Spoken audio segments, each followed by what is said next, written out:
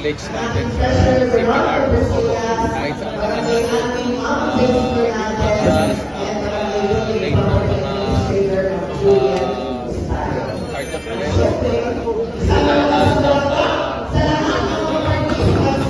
tao nasa paligid natin, alam nila kung paano sumapolo, alam nila kung paano yung protocol para mabawasan natin yung damage, yung mga namamatay, yung mga napaparalyze.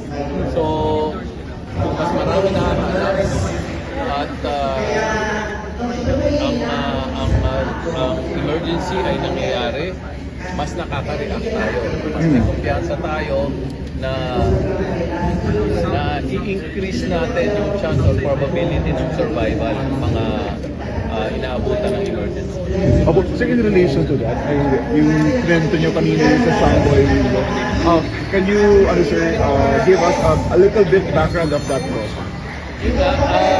Tayo main author nito, no, sa preso, matagal, mahabang proseso sa tulong ng Philippine Heart Association, sa tulong ng pamilya ni Samboy, nagawa nating isang batas ito.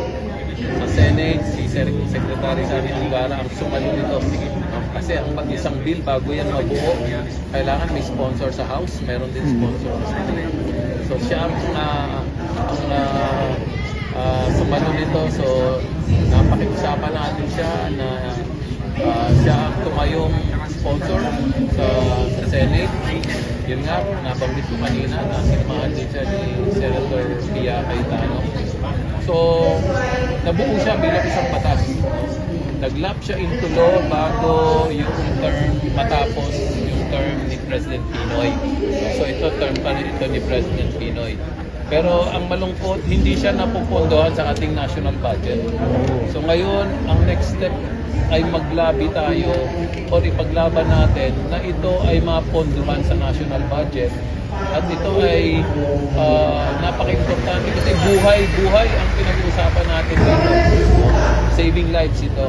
So, pagka naumpisa nito mapondohan, ako naniniwala na magtutuloy-tuloy na yung allocation sa ating national budget at maraming makikinabang. Hindi lang tayo sa Metro Manila, buong Pilipinas po ito Ang mandate po nito lahat ng public and private high school.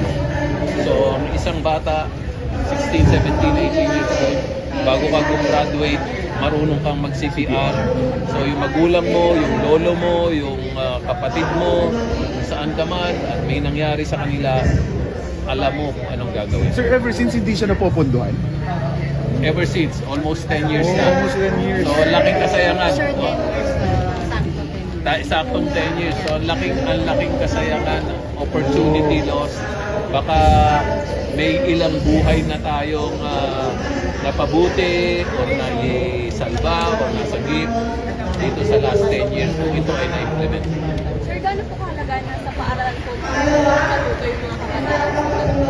Importante ito sa paaralan mga tutunan kasi alam natin yung mga bata, sila yung less risk. No? Yung mga magulang nila at mga lolo nila, yung mas may edad.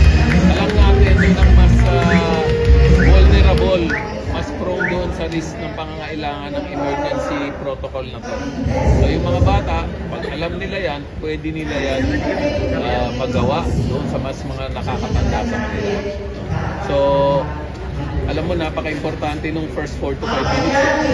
Yung first 4 to 5 minutes, pag nalapatan mo siya ng CPR, at least 25% ang nai-increase mo na chance of survival nila.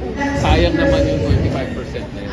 Coach Yeng, mas lumalakas ba yung panawagan natin, sorry to ask this, matapos yung nangyari kay Butterball? Tama yun. No? Kasi nangyari kay Rene Baterbonia, kay Divine Adili, nalulod sila. Dapat sana paglabas nila sa tubig, lalapatan muna sila ng CPR dahil importante nga yung oras. Pero may nakita akong video na si Rene Baterbonia nilapatan ng CPR. Pero after a few seconds lang yata yun, tinigilan siya at itinakbo siya sa ambulance. Which is dapat nagtuloy-tuloy.